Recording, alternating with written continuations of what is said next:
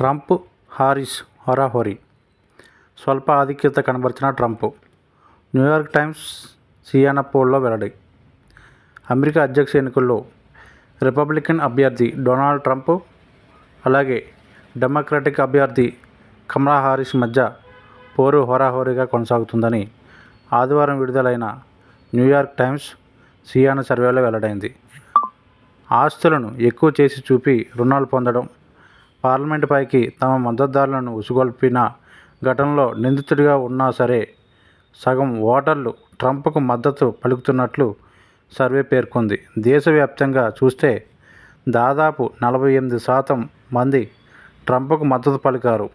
కమలా Harris Wisconsin, Michigan, Pennsylvania రాష్ట్రాల్లో ఆధిక్యత చూపారు. నెవాడా, జార్జియా, నార్త్ కరోలినా, అరిజోనాలో ఇద్దరికీ గట్టి పోటీ ఉంది.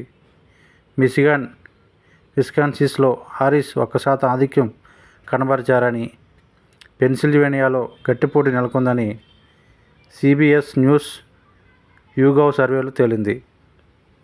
డెమోక్రటిక్ పార్టీ అభ్యర్థి కమలా హారిస్, రిపబ్లికన్ అభ్యర్థి డొనాల్డ్ ట్రంప్ మధ్య అధ్యక్ష చర్చ ఈరోజు జరగనుంది.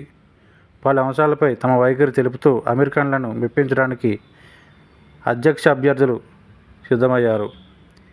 ఏబీసీ న్యూస్ ఛానల్లో ఈ బిగ్ డిబేట్ ఈరోజు ఉదయం 6:30 గంటలకు భారత కాలమానం ప్రకారం జరగనుంది.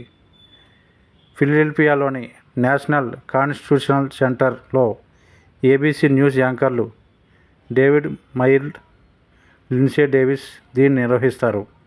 90 నిమిషాల పాటు ఈ చర్చ ఉంటుంది. అధ్యక్ష చర్చ నిర్వహించే యాంకర్లు మాత్రమే ప్రశ్నలు అడుగుతారు.